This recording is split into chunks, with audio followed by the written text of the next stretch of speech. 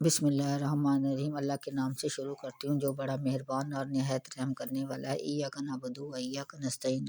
अस्सलाम वालेकुम व्यूअर्स, आज मैं आपके लिए पंजीरी बनाने की रेसिपी लेकर आई हूँ। ये देखें, तकरीबन आध पाव के करीब फूल मखाने हैं, इन्हें हमने फ्राई कर लिया है। इसके बाद ये बादाम है पाव, और आधा किलो ये नारियल है, चीनी ग्राइंड की हुई है, और ये सफ़ेद मूसली कमर कस भी इसमें आप डाल सकते हैं, और ये पठानी लोद, और साथ ही गोंद रखी, थोड़ी सी गोंद कतीरा जो उनसे होती है वो रखी हुई है। इसे हमने गोंद भी कहते हैं। अक्सर औकात बच्चों के पैदा होने पर ये बहुत ज़्यादा इस्तेमाल होती है, औरत के लिए भी और बच्चे के लिए भी ताकत का ज़रिया बनती है।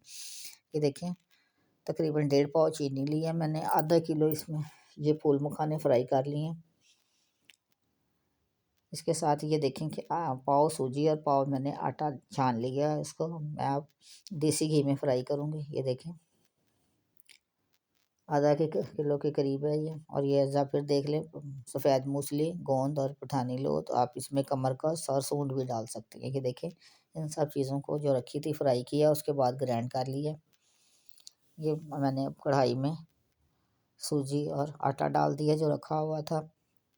जैसे कि मैं पहले भी आपको बताती हूँ कि दुनिया थोड़े अरसे के लिए है, हमने चले जाना है, उसकी भी तैयारी हमें करनी चाहिए। तो उसके लिए क्या है कि सुभान अल्लाह, अल्हम्दुलिल्लाह, अल्लाहु अकबर 3 बार आप 3 तस्बीहां किया करें। और उसके साथ ही या हय्यु या कय्यूम को, अगर आपको कोई जिस्मानी, रूहानी, माली तमाम परेशानियों के लिए 1000 तस्बीह या हय्यु या कय्यूम की किया करें, यानी 10 तस्बीहें। तो इसके साथ ही अगर आप मेरे चैनल पे न्यू हैं तो लाइक, सब्सक्राइब और कमेंट्स के ज़रिए मेरी हौसला अफजाई किया करें। ये देखें, मैंने जो चीज़ें फ्राई की थी उन्हें ग्राइंड कर लिया। बादाम और सफ़ेद मूसली और गोंद थी और पठानी लो, और अगर कमर कस और सूंड लें तो वो भी आप इसी तरीके से डाल सकते हैं।